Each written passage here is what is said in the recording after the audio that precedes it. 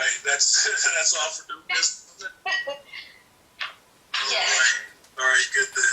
All right, this brings us to the meeting where we have public participation. We're asking that 1 minute, please be respectful for your comments. We want to hear from you, of course. Mr. Chisholm, you can give them all the directions on what they need to do in order to get in. Sure. And Mr. Mayor, I have one item. I'm sorry, Councilman Chisholm. So after you read the directions, I do have one item to be read into the record. All right. All right. For those who have joined us by video, please use the raise hand option, not the clapping option. Those are two different options. Sometimes you press clap, and before we can recognize that you had pressed that thing, with the raise hand option, it disappears. So please press the raise hand option if you join us by video to be recognized. Please press *9 from your telephone handset. Again, that's *9 if you dialed in by telephone to be recognized. When you are unmuted, please state your name for the record. You have 1 minute to address this body during public participation. Thank you. Thanks, Councilman Chisholm. Go ahead. No problem. And I thought the librarian was on here as well, but just to give you a heads up in case she has to raise her hand. But I know Madam Clerk said she had something. Oh, good. Yeah. Thank you. Go ahead, Ms. Rutledge. This item is from Betty Thomas. I'm a City of Inkster resident. I have a public comment I want read at tonight's City Council meeting. Mr. Mayor, will you address the public and tell the public about your knowledge of Inkster Recreation Director Alex Legion taking money earned by the Recreation Center and depositing that money into his personal account called Signature Milestones LLC? End of quote. All right. Moving right along. Let's have Octavia Smith, please.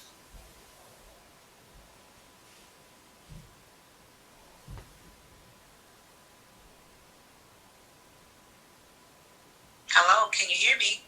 We can now, ma'am. State your record. Name for the record, please. Good evening. My name is Octavia Smith, Inkster resident. Mayor, council members, residents, and friends. Always coming to you first on behalf of Western Wayne Family Health Center. Let you know that we are in the city. We are here for you with all of your health needs. We have still not received the vaccination for the COVID yet, but once we get that, we will distribute that information. But as Commissioner Glenn said, there are other locations that you can do that at. I also wanted to get on tonight and just thank Chief Riley and his team. Had a patient who was her first time ever getting an apartment. She did not have any furniture. I was able to contact Rent a Center in the city of Westland. They donated her a couch and a love seat. At the very last minute, which I got the call today, Chief Riley and his team were able to go and get that couch and take it to the senior citizen who was in need. So I just wanted to give a shout out to Chief Riley and his team for being able to help and assist a senior citizen, going in her first time ever apartment by herself. So I wanted to thank you for that and just ask everyone to continue to stay safe and till we can meet again. Thank you. All right, thank you very much. Let's get Connie Mitchell in.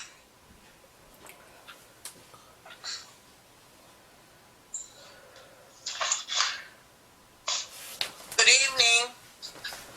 Good evening. I have two questions for you. First of all, a concern. It is said that a non-employee of the city of Inkster has access to the rec center, has keys to the building and the alarm code. If this is correct, it is highly improper.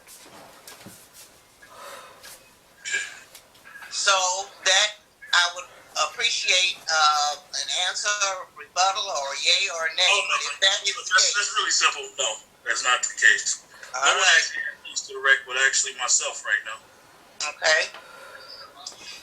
In question number 2, Alex Legion has been shown to have pocketed money for illegal rentals of the recreation center. Illegal meaning that the directive from the governor stated that all such facilities would be shut down for a period of time, but there were rentals and activities going on such as repast and other events at the rec center. And just like to know if Mr. Legion is going to be prosecuted for embezzlement. Oh, that's kind of harsh, but okay. No. Well, it's not harsh, Mr. Mayor. It's a matter of law, and if he has done the crime, then we need to have restitution.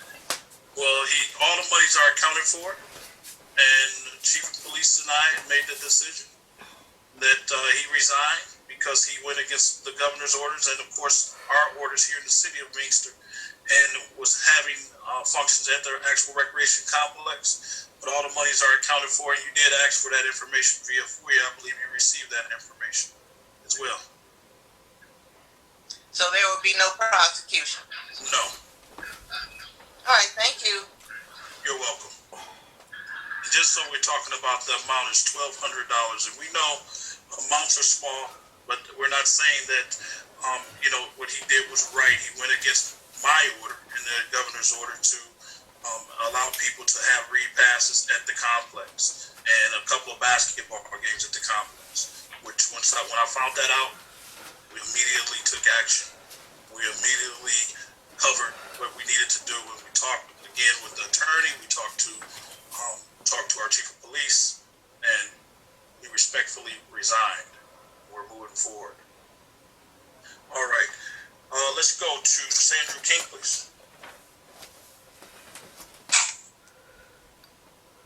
Good afternoon, Mr. Mayor. Good evening, Mr. Mayor. My name is Stan. I'm a new resident of Inkster, living at on Dunning Street. Yeah, we've met. I appreciate the work I've done with you and your team so far, along with Habitat for Humanity. I have a couple of questions living on Dunning. One, the car dealership that sits adjacent to my property is often the alarms are going off, and they start around 11 o'clock on Friday night, and they'll continue until Sunday afternoon, where they'll just repeatedly go off. That's one concern. And speaking of that street right there were conversations about possibly blocking that street off and doing some beautification in that area. What are the plans on blocking that street off on Dunning and, oh my goodness. Talk about Dunning and I believe that's Meadowdale. Meadowdale, yes, sir. Yes, it actually runs right into your house right there. It does. I know we've had conversations with the president for Habitat for Humanity, Mrs. Alice Dent, because she's online right now, about that area. But it would have to be, we're actually going through the process right now, and I don't believe that Jerome is on the line right now, our DPW director.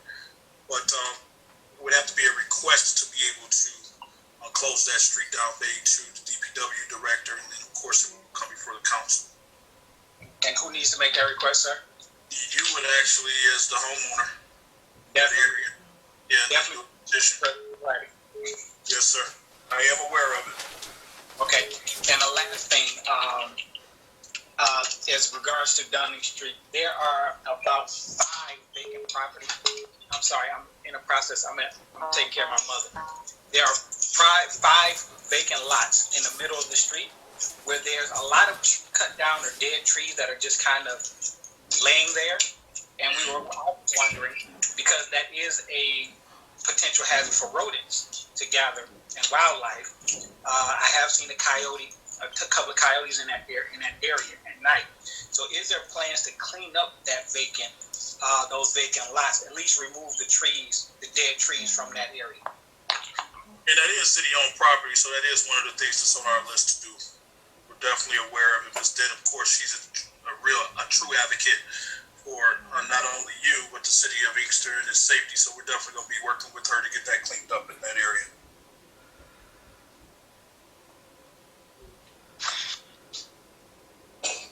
Okay. All right, moving right along. Let's do Charles Blackwell. Hi, yes, this is Charles Blackwell. I want to state that Kwame Kilpatrick just got a... All right, moving right along. Let's do Pastor Overman. Oh, I have the gavel, so that's on me, guys. I'm the one that muted you, Charles. All right, let's move right along. Pastor Overman, please. Well, good evening, Mayor and Council. So good to hear everyone's voice. A blessed February to you all. I want to make an announcement for Operation Refuge. So, Operation Refuge is presenting Save the Date, Inkster's Exceptional 2020 COVID Hero Award. It's Saturday, March the 13th. The nominations are open today, February the 1st, 2020, for Operation Refuge's Inkster's Exceptional COVID Hero Award. If you know an individual or an organization who answered the call to serve in the city of Inkster during the COVID-19 pandemic, please complete the nomination form by February 15th of 2021. And it is on our Facebook page. It will be on the website. So visit Operation Refuge for more information. Sponsorship opportunities are available by emailing or inboxing campinspireinfo@gmail.com. That link will be up there. So please join us. We know so many people served at so many levels last year to actually help us get through this work. So this is the opportunity for you as Inkster residents, citizens, those that work here, that love us, to really recognize those heroes that we have in our community. I want to thank you for allowing me this opportunity to speak on behalf of Operation Refuge. We are so excited and looking forward to who made impact as your hero in the year of 2020. Thank you so much, Mr. Mayor and Council. All right. Thank you so much. I can't wait for that. It's going to be awesome. All right. Let's do Mrs. Brock.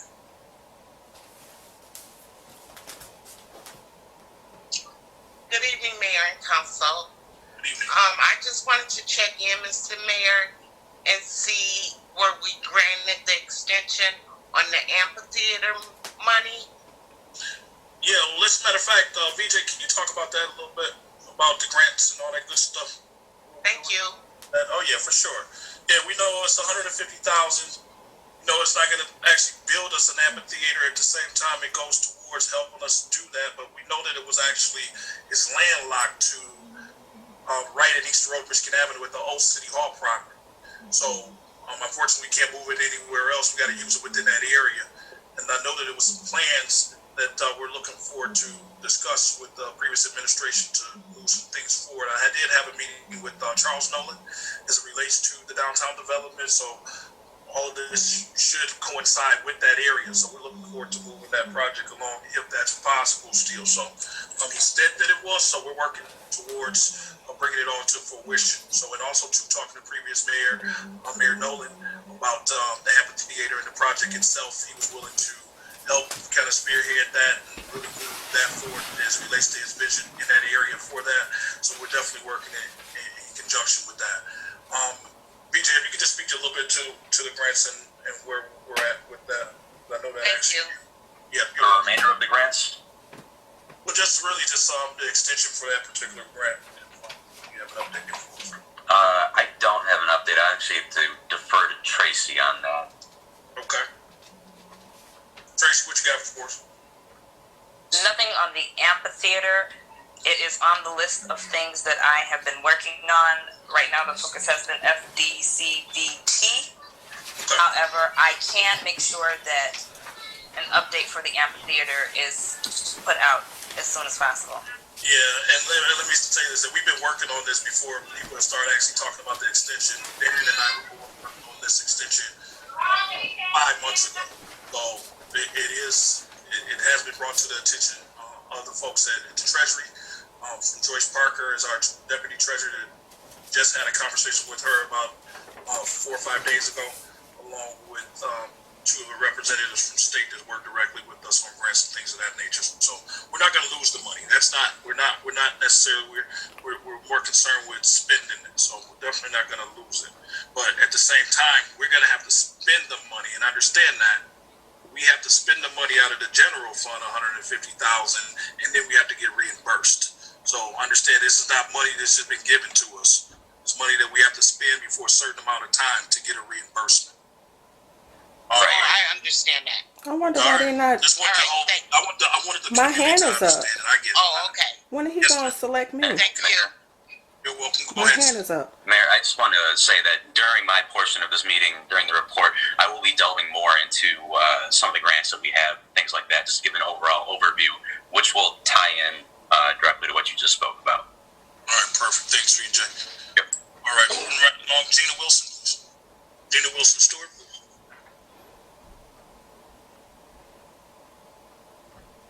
please. My hand is up. I'm trying. Okay, I got it. Thank you guys for letting me have this quick second to talk. I just wanted to first let everyone know that our next NAACP meeting for Western Wayne County is next Monday at 7 o'clock. It will be virtual as usual. So just check our Facebook pages over the next few days and you get the login information and who our guest speaker will be. Also, I wanted to take a second to thank everyone who participated in our listening tour that we had last month. It was very, very insightful. We had about 14 police chiefs and mayors on the call, along with our special guests of 7 young African-American men of all ages, really, talking about their experiences with the police officers over their years. And we're going to use that information as we come up with some different strategies and plans on how to improve the police and community relationships. So we want to thank everybody for that. Our next listening tour will be in March, and we want people to participate in that one as well. That's it for the business. The last thing I wanted to actually offer a special happy birthday shout out to Luke Lampkin. He was 105 the other day. That was on Thursday, and then today is Miss Meek's birthday. Miss Meek's birthday, she's 96. So I just wanted to say happy birthday to those two wonderful people. And that's it. Awesome. Thank you so much. Thank you for all the work that you guys are doing with the NAACP and also too with the Telegram. All right, moving right along. Last number's 1309. Steve, we can recognize it.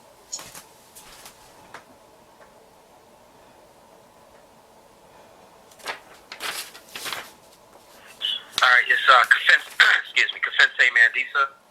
Just wanted to, how you guys doing? Just wanted to say, first of all, I want to join a board commission. I see the beautification committee may be short, but whatever committee needs a hand, I held off on doing that because I didn't want to bite off more than I can chew. I want to, help participate, but also want to make sure that I'm able to get myself to it. So I cleaned some things off my plate, so I'm able to join. So I'll get in touch with, I don't know if that's Felicia or whoever I need to, but I would like to help out whoever I can. And thank you. Second, I want to stress staying diligent in this era of COVID.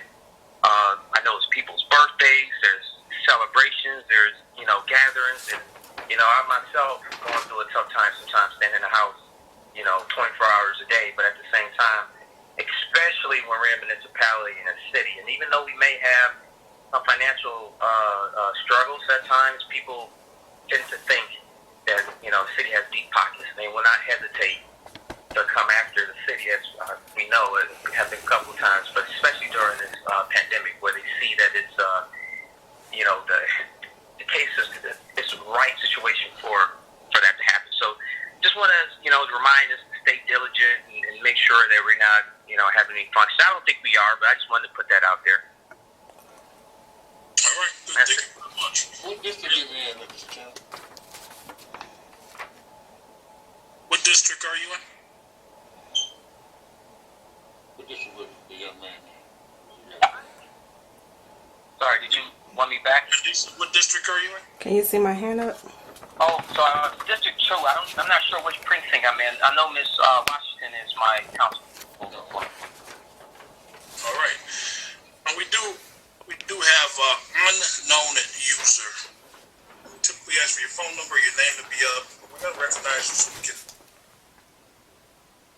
move it forward. So go ahead, Steve. Hi, this is former resident commissioner DeSella Scott. Scott. Hi. Greetings, Mayor Wembley and City Council.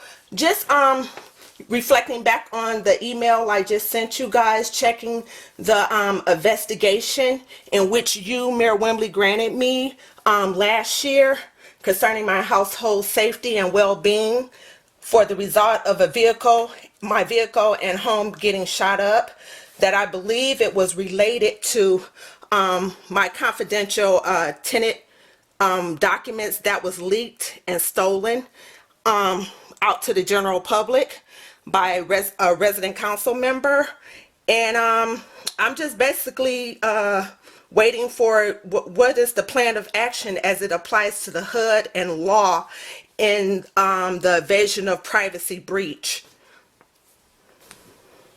Yeah, well, let me say this, that's, because the way that you brought it, and of course, versus with the email, that's in the police department right now, so we will definitely be following back up with you on that. Okay, thank you. The police department, okay? Thank you. You're welcome. You're welcome. Let's recognize Drew Hill. Mayor Wembley, this track. All right. We're moving right along. All right. Let's get off into... We have a couple... We do have there's a couple people, Mayor, that I took note of their name. They pressed the reaction button. They didn't press the raise hand button. Okay. That was Betty Adams, the librarian, and Shirley Hankerson. Of course, let's recognize both of those. Commissioner Hankerson first. Okay.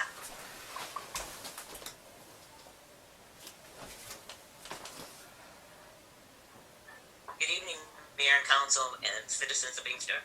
Good evening.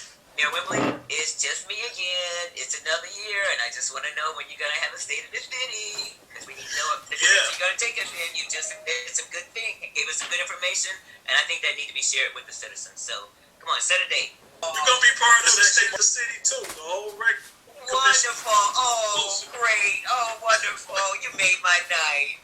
Okay. Okay. I got you. Anything else? Oh, wait. We're moving right along then. All right. Steve, Councilman Chisholm, you said we had a librarian? Got it? Please. Hi, all. Reporting from the library. Good evening. Happy February, Black History Month. That's part of what I wanted to bring to you all today. We have some events going on. The website now is officially reflecting what we are doing. So if you visit the website, you now have an update of what phase we are in and what phases we will be going into. Very quick and easy at the top, as well as a document that you can download with all the details. But we also have Valentine card kits that are available for patrons to pick up. All you have to do is call us when you're in the parking lot. Let us know how many kits you would like.